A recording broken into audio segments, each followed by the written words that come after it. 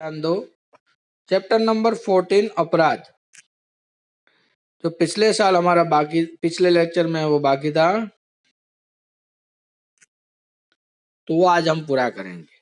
तो अपराध के बारे में मैंने आपको बताया कि कोई भी इंसान जब छोटा होता है बचपन में, तो वो अपनी गलतियों का ठिकरा किसी और पर मढ़ देता है। इंसान बड़ा होने के बाद भी कुछ कुछ लोग तो ऐसा करते ही है, लेकिन जब उसे रियलाइज होता है, जब उसे समझ में आता है कि मैंने क्या गलती की, तो उसे पश्चाताप होता है। तो इस चैप्टर में हमने पिछले लेक्चर में यही बात की थी कि लेखक अपने जीवन की कुछ घटनाएं यहाँ पर याद कर रहे हैं। तो वो बता रहे थे, मैं पूरा रिवीजन करवा रहा हूँ, बाद में हम चैप्टर पढ़ेंगे। तो वो अपने बारे में बता रहे थे कि वो अपने बड़े भाई से 6 साल छोटे थे, यानी कि उसका बड़ा भाई उससे 6 साल बड़े था। और उसके भाई के बारे में उन्होंने बताया था, जो मैंने पिछले लेक्चर में बताया, कि उसके भाई को शरीर में यानी कि पैर, एक पैर में पोलियो लग चुका था, यानी कि वो एक पैर से ठीक से चल नहीं पाते थे। लेकिन उसके बावजूद भी वो दिखने में सुंदर थे, बहुत ही अच्छे तैराक थे, यानी कि आसपास के गांव में उसके जैसा कोई तैराक यानी कि पानी में तैरने वाला नहीं था। उसके हाथ भी बड़े मजबूत थे, एक घुसा मारने से वो नारियल और ईंट को भी तोड़ देते थे। यानी कि फिर वो कभी किसी के साथ पंजा लड़ाते तो उसमें भी उसे कोई हरा सकता नहीं था। यानी कि खेल कूद में उसका बड़ा भाई बहुत ही अच्छा था और स्वभाव का भी बहुत अच्छा था, इसलिए उसके दोस्त बहुत सारे थे। वो काफी पॉपुलर था अपने गांव में, सब लोग उसे अच्छा मानते थे। और यहाँ पर दूसरी तरफ उसका छोटा भाई यानी कि लेखक शरीर से कमजोर थे, दिखने भी उतने अपने बड़े भाई जितने सुंदर नहीं थे। तो ये क्या थोड़ी बहुत उसके साथ उसकी जलन होती रहती थी, और जलन की वजह से वो अपने भाई की थोड़ी थोड़ी ईर्ष्या करते रहते थे। शैली में आपको बाद में अनम्यूट करूंगा, आप थोड़ी देर रुको, हर बार आप बीच में ही शुरू हो जाती हो। हैंड हटाओ यहां से, मैं पढ़ नहीं पाऊंगा। तो उसके बड़े भाई से उससे थोड़ी थोड़ी जलन रहती थी और कोई उसके साथ खेलता भी नहीं था। लेकिन उसका बड़ा भाई स्वभाव का बहुत ही अच्छा था, तो वो उसके साथ खेलता था, उसे अपनी टीम में हमेशा रखता था। क्योंकि लेखक जब खेलने जाते थे तो वो अपने बड़े भाई के साथ खेलते थे, उसका बड़ा भाई अपने उम्र के वालों के साथ खेलता था। तो लेखक को कोई अपनी टीम में लेना नहीं चाहता, क्योंकि वो खेलने में वीक थे, कमजोर थे। तो सबको अपनी टीम हारने का डर लगता था, तो कोई उसे अपनी टीम में लेता नहीं था। लेकिन उसका बड़ा भाई हमेशा उसे अपनी टीम में रखता, और उसकी वजह से कई बार उसके बड़े भाई की हार भी होती थी।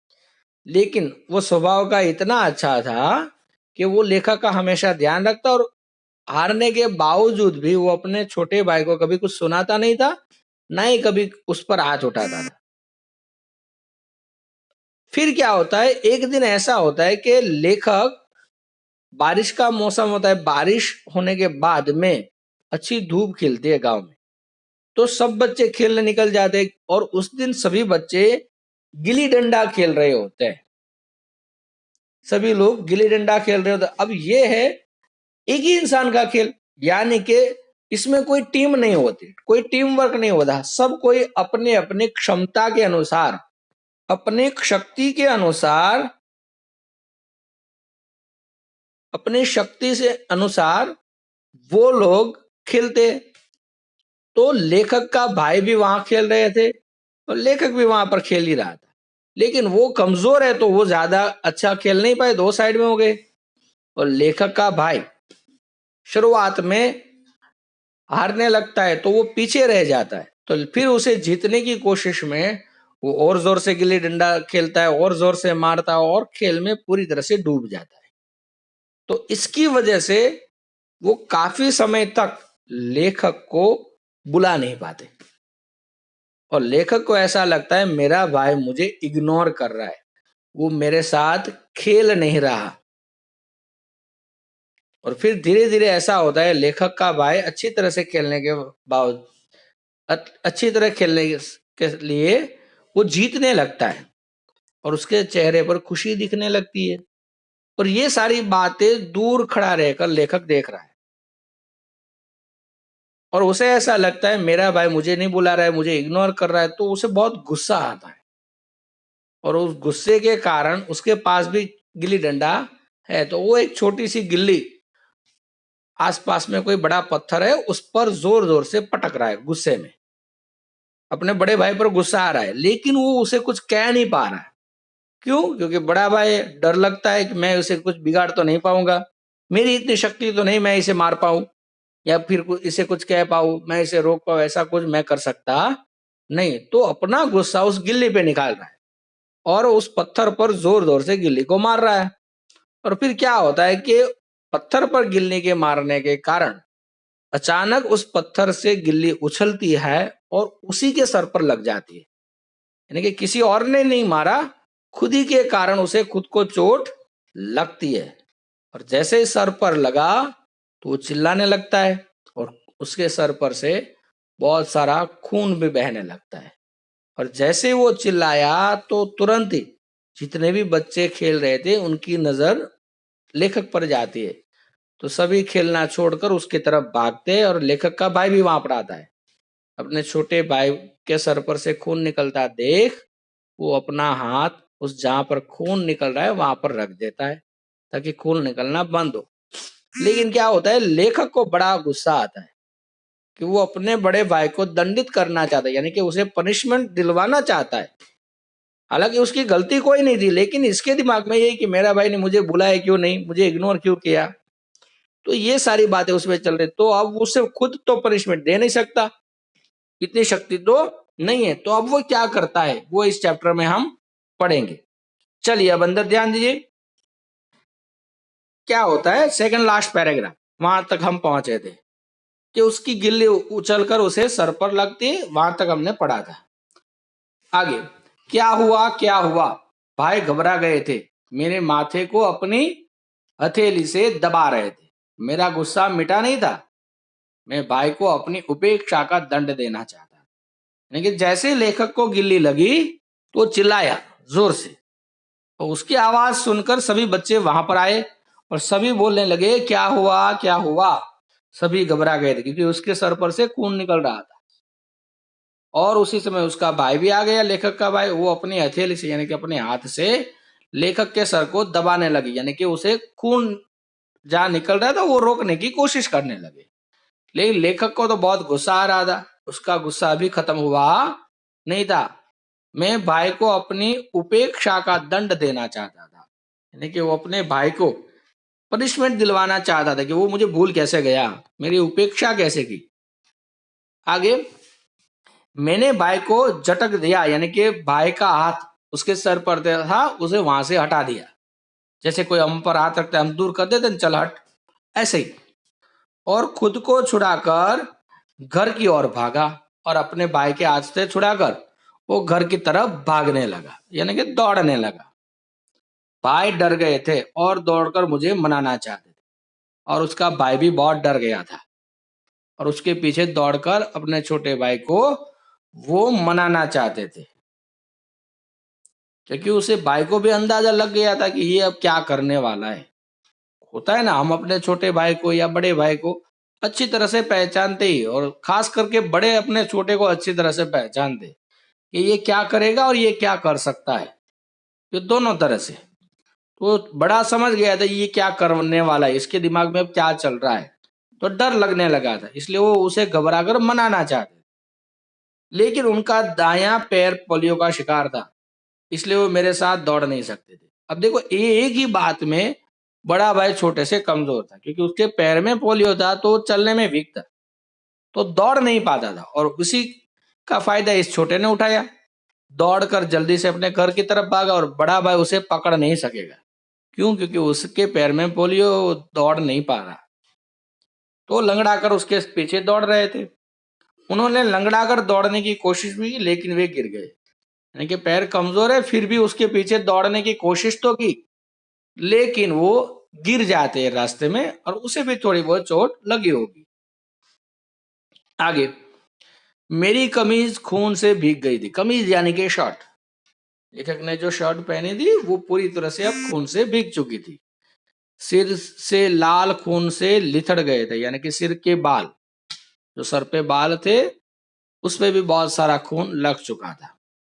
माँ मुझे देखकर डर गई और रोने लगी, और जैसे ही लेखक घर पे पहुंचे तो उसकी माँ ने उसे देखा और डर जाती है, क्योंकि पूरी शर्ट खून से भीगी हुई है, बाल पर भी बहुत सारा खून है। तो ये सारा देखकर उसकी माँ डर जाती है और रोने लगती है। पिताजी घबराए हुए पांव घाव पर पाउडर डालने लगे, और पिताजी ने वो भी डर गए, लेकिन उसके दिमाग ने काम किया, घर में से पाउडर लेकर आया जहां पर से खून निकल रहा, थोड़ा पाउडर लगा ताकि खून निकलना बंद हो जाए। मैंने रोते हुए माँ को बताया कि मुझे भाई ने डंडे से मारा। देखो यहाँ पर ये बात आ गई, मारा नहीं था, लेकिन रोते हुए क्या बता रहा है कि बड़े भाई ने मुझे डंडे से मारा, ये खून उसी के कारण निकला है, मारा नहीं था। लेकिन ये झूठ बोल रहा था। क्यों? क्योंकि उसको भाई को पनिशमेंट दिलवानी थी। तो पनिशमेंट कैसे मिलेगी कि मैं झूठ बोलूं और घर में मेरी बात पर ही यकीन करे? होता है, हर घर में ऐसा ही होता है कि कोई भी घर में छोटे को थोड़ी बहुत चोट लगे और वो रोता हुआ कुछ भी कह दे तो बड़े उसकी बात पर विश्वास कर लेते, और बड़े भाई की बात पर विश्वास किया जाएगा नहीं, और उस समय उसे सजा मिलती, वो भाई हो या बहन हो, कोई भी हो। अगर छोटे को कुछ भी हुआ और उसने रोते हुए ये कह दिया कि बड़े ने मुझे ये किया, हालांकि किया नहीं होता है, तो लोग उसकी सुनते हैं, नहीं वो छोटे के ही सुनते हैं। तो ऐसा होता है। तो वो छोटा यानी कि लेखक रोते हुए अपनी माँ से कह देता है कि मुझे बड़े भाई ने डंडे से मारा। और जैसे उसने ये कहा तो मम्मी और पापा दोनों का गुस्सा कि इतना ज्यादा कोई मारता है छोटे को, खून निकाल दिया। तभी मैंने देखा कि भाई लंगड़ाते हुए चले आ रहे थे, यानी कि उसका भाई भी पीछे पीछे लंगड़ाते हुए, क्योंकि एक तो उसके पैर में पोलियो था, फिर दौड़ने की कोशिश की तो वो भी गिर गया, तो उसे भी थोड़ी बहुत चोट लगी होगी, दर्द हो रहा होगा, तो वो भी लंगड़ाते हुए चल के आ रहे थे अकेले।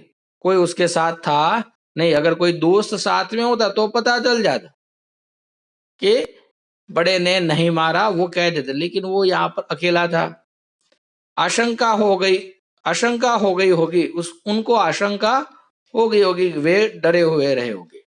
यानी कि बड़े भाई घर पहुंचे उससे पहले उसे थोड़ी बहुत शंका थी कि छोटा कुछ ना कुछ घर जाके गलत ही कहेगा और मुझे मार खिलवाएगा। तो वो बहुत डरे हुए भी थे कि ये कुछ गलत ही करेगा, मैंने नहीं किया, ऐसा ही कुछ वो करेगा। तो उसने ऐसा ही किया था, बड़े भाई का नाम दे दिया कि मुझे बड़े ने मारा डंडे से। और फिर क्या था, भाई बार बार करते रहे कि मैंने उसे नहीं मारा, लेकिन पिताजी ने उन्हें दंडित किया, यानी कि पिताजी ने तुरंत ही कोई लकड़ी ले ली या फिर हाथ से ही बड़े भाई को पकड़कर बहुत ही मारा। और उस मार खाते समय भी वो छोटे भाई को वो बड़ा कह रहा है कि तू सच बोल, मैंने तुझे नहीं मारा। अपने पिताजी को भी वो कह रहा है, अपनी माँ को भी वो कह रहा है कि मैंने छोटे को नहीं मारा, लेकिन कोई उसकी बात पर भरोसा कर रहा नहीं। भाई रो रहे थे और वे सच बोल रहे थे, लेकिन उन्हें सजा मिल रही थी, यानी कि बड़े भाई को अब मार पड़ी तो वो भी रो रहा था और वो सच बोल रहा था कि मैंने इसे नहीं मारा, लेकिन फिर भी उसे सजा मिल रही थी।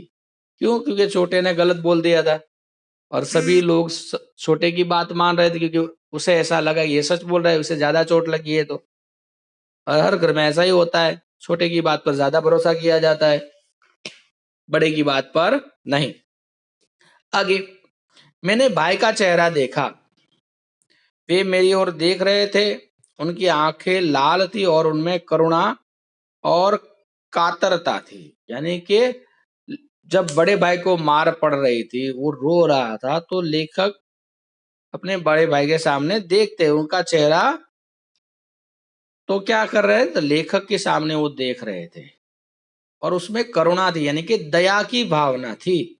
यानी कि वो उसे रिक्वेस्ट कर रहे थे कि तू सच बोल, मैंने तुझे नहीं मारा, तुझे चोट लगी, मुझे दुख है, लेकिन तुझे चोट मेरी कारण से नहीं लगी, मैंने तुझे मारा, ये तू गलत बोल रहा है। तो ये उसे कहने को कह रहा है, तू सच बोल दे ताकि मुझे मार ना पड़े। तुझे चोट लगी उसका तो मुझे दुख है ही, तो मेरे कारण तुझे चोट लगी ये बात गलत है।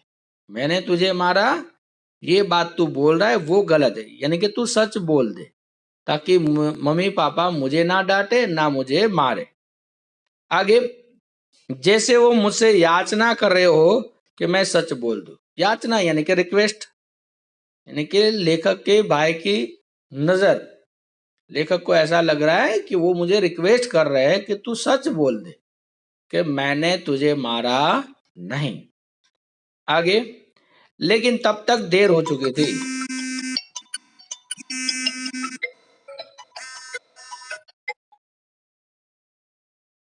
क्या कह रहे हैं? लेकिन तब तक देर हो चुकी थी, यानी कि भाई को अब बहुत पड़ चुकी थी, बहुत ज्यादा मार उसने खा भी ली थी। आगे, उन्हें सजा मिल चुकी थी, यानी कि उसे मार पड़ चुकी थी।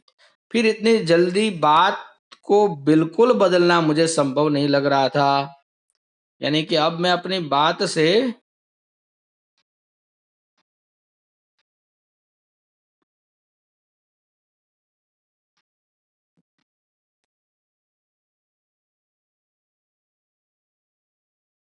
और एक कॉल आ गया था तो कट गया। फिर से मैं यहाँ बुक शेयर कर देता हूँ।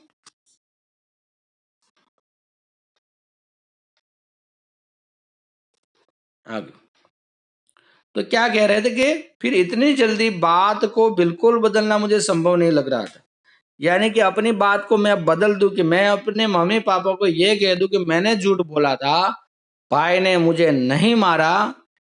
ये बदलना मुझे संभव लगा नहीं, क्योंकि डर लग रहा था कि भाई को इतनी मार पड़ी और उसके बाद मैं ये बोलूं कि भाई ने मुझे नहीं मारा, मैं झूठ बोल रहा था। तो डर था कि पापा वही छड़ी या वही हाथ से मुझे पीट ना दे। तो इसलिए वो डर के कारण भी अब वो सच बोल नहीं रहा, सच बोलने का मन भी हो रहा है तो वो सच बोल नहीं रहा, क्योंकि पता है कि अगर मैं अब बोलूंगा तो मम्मी पापा बोलेंगे तूने भाई को मार क्यों खिलवाई, झूठ क्यों बोला, शायद मुझे ही पड़े। तो वो अब इस बात को पलटने वाला नहीं था, क्योंकि अब मैं अपनी बात पर अड़ग ही रहूंगा। आगे, क्या पता पिताजी फिर मुझे ही सजा दे दे, यानी कि वो सोच उसकी यही है कि क्या पता ऐसा हो जाए कि पिताजी मुझे ही मानने लगे कि तूने झूठ क्यों बोला, बड़े भाई का नाम अपने ऐसे क्यों दे दिया। मैं डर रहा था, यानी कि अब लेखक भी डरने लगे थे कि मैं अब क्या करूं। आगे, अब क्या होता है कि ये घटना जो बीती उसको कई साल बीत चुके हैं, लेखक अब बड़े हो चुके हैं, जवान हो चुके हैं। यह घटना वर्षों पुरानी है, यानी कि ये जो घटना बनी कि छोटे के कारण बड़े भाई को मार पड़ी, वो घटना के कई साल बीत चुके हैं। लेकिन भाई को वो कातर, भाई की वे कातर आंखें अब भी मुझे कभी कभी घूरने लगती है। यानी कि इस घटना को कई साल बीत चुके हैं, कई वर्षों चले गए, लेकिन उस समय भाई को जब मार पड़ रही थी और वो मुझे घूर रहे थे, वो आंखें मुझे अभी बार बार याद आ रही है। बार बार वो मुझे कह रही कि तेरे कारण मुझे गलती से मार पड़ी, तेरी गलती के कारण मार मुझे पड़ी। ऐसा याचना करती हुई सच बोलने की भीख मांगती हुई, कैसी आंखें थी? याचना कर दी, यानी कि रिक्वेस्ट कर रहे कि तू सच बोल दे, मैंने तुझे मारा नहीं, मेरे कारण तुझे चोट लगी नहीं, ऐसा तो सच बोल दे। सच बोलने की भीख मांगती हुई, यानी कि उसके पास रिक्वेस्ट कर रहे, भीख मांग रही कि तू सच बोल, मुझे मार पड़ रही, तेरी गलती की वजह से मार मुझे पड़ रही, तो तू सच बोल दे। ऐसी आंखें मेरी स्मृति में जब भी ये वे आंखें जाग उठते, मेरी पूरी चेतना ग्लानि, बेचैनी और अपराध बोध से भर उठती है। यानी कि लेखक अब बड़े हो चुके हैं, समझदार हो चुके हैं। बचपन में तो छोटे थे तो गलती करते हैं इंसान, लेकिन अब वो समझदार हो चुके हैं। तो क्या होता है कि मेरी स्मृति में, यानी कि मुझे जब भी याद आता है, स्मृति यानी कि याद, यानी कि जब भी मुझे वो आंखें याद आती है, यानी कि जब भी वो घटना पूरी याद आती है, तो मेरी पूरी चेतना, यानी कि अपने आप को वो गिल्टी फील करते हैं। ग्लानि यानी कि गिल्टी फील करना, कि अपने आप पर वो दर्द महसूस, कि मेरे कारण भाई को मार पड़ी, तो अपने आप पे उसे गुस्सा आता है। बेचैन, यानी कि मन पूरा बेचैन हो जाता है कि मेरे कारण बिना गलती के भाई को मार पड़ी। और ऐसा भाई जो मेरा पूरा ख्याल रखता था, ना ही उसने कभी जीवन में मुझे डांटा, ना ही कभी मारा, ना ही मुझे कुछ बोला, हमेशा मेरे लिए ही काम करता था, ऐसे भाई को मेरे कारण मार पड़ी। तो इसलिए अपने आप को वो एक अपराध बोध भाव से अपने आप को वो दोषी मानने लगते थे कि मेरे कारण ऐसा हुआ, क्योंकि अब वो समझदार हो चुके तो अपनी गलती का उसे एहसास है। आगे, मैं अपने इस अपराध के लिए क्षमा मांगना चाहता हूं, यानी कि लेखक जो उस समय उसने गलती की थी, उस गलती की अब वो माफी मांगना चाहते हैं, बताना चाहते थे कि वो गलती मेरी थी, इस अपराध की सजा पाना चाहता हूं, यानी कि उस अपराध की मुझे जो भी पनिशमेंट मिले, जो भी मुझे सजा मिले, वो मैं पाना चाहता हूं। कुछ भी करने को बोले वो मैं कर लूंगा। लेकिन अब तो माँ और पिताजी भी नहीं है जिन्हें मैं इस यह बताऊं कि उस दिन ठीक ठीक क्या हुआ था। यानी कि लेखक को अब उस बात की माफी मांगनी है, उस बात की सजा पानी है, उस दिन जो जो हुआ था वो सब कुछ सच बताना है कि गलती किसकी थी, मेरी थी, भाई की नहीं थी। लेकिन गलती की माफी मांगे किसके सामने? माँ बाप के सामने उसने झूठ बोला था, लेकिन वो कह रहे अब उसके माँ बाप नहीं है, वो मर चुके, उनका देहांत हो चुका है, तो मैं माफी मांगू तो किसके सामने? ये बात सोच रहे। आगे, भाई ही मुझे क्षमा कर सकते हैं, यानी कि अब बड़ा भाई मुझे माफ कर सकता है। क्षमा यानी कि माफ, क्योंकि माँ बाप के सामने तो मैं माफी मांगना चाहता हूं, लेकिन अब वो है नहीं, और मेरे कारण भाई को मार पड़ी थी, तो मैं उससे ही माफी मांगू, वही मुझे माफ कर सकता है। जिन्हें मेरे झूठ का दंड भोगना पड़ा, यानी कि जिन्हें मेरी गलती के कारण मार खानी पड़ी, वही अब मुझे माफ कर सकते। उनसे मैंने इस घटना का जिक्र भी करना चाहा, लेकिन उन्हें वह घटना याद ही नहीं। क्या कहते हैं लेखक कि इस पूरी घटना को, जिस दिन लेखक के कारण बड़े भाई को मार पड़ी थी, वो पूरी घटना अपने बड़े भाई को बताते थे कि ऐसा हुआ था और मेरे कारण भाई आपको मार पड़ी थी, मेरी वजह से पापा ने आपको मारा था, मम्मी ने आपको डांटा था, आप भी बहुत रोए थे, गलती मेरी थी। लेकिन क्या है कि भाई को वो घटना भी याद ही नहीं। तो बड़ा भाई ऐसे ही कह देता है कि जो भी हुआ हो मुझे अब याद नहीं। कोई भी अच्छा इंसान अगर किसी गलती को भूलना चाहता है, किसी को माफ करना चाहता है, तो उस घटना को याद रखेगा नहीं। कोई भी हमारा रिलेटिव होगा, हमारे साथ गलत किया है, अगर हम उसके साथ संबंध अच्छा रखना चाहते हैं तो हम उसको इग्नोर कर देंगे, उसे भूल जाएंगे। तो ऐसा ऐसा ही किया है बड़े भाई ने। वो उसे अपने छोटे भाई को कहते वो मुझे अब याद तक नहीं, तो अगर माफी मांगना चाहता तो मैंने तुझे माफी कर दिया, उसकी कोई माफी मांगने की जरूरत नहीं है। यानी कि उसे वो घटना अब याद ही नहीं, यानी कि उसके मन में ऐसा कोई भाव अब है ही नहीं, वे ऐसे ही पूरी तरह भूल चुके, यानी कि वो उस बात को ऐसे ही भूल चुके हैं। तो इस अपराध के लिए मुझे क्षमा कौन कर सकता है? यानी कि लेखक के मन में अब ये भाव है कि मेरी इस गलती की अब माफी मुझे कौन देगा, मुझे कौन क्षमा करेगा, मेरी इस गलती की सजा मुझे कौन देगा? तीन लोग हैं, अब उस घटना के चार लोग ही थे, खुद वो वे अपराधी, उनकी गलती थी, भाई बड़े को पड़ी, मार बड़े को पड़ी। लेकिन जिस भाई को मार पड़ी वो अब उसे याद नहीं घटना, और मम्मी पापा को बताना चाहते तो वो अब है ही नहीं। तो लेखक के मन में यह है कि मैं इस घटना की माफी मांगू तो किससे मांगू? तो ये बात यहां पर है।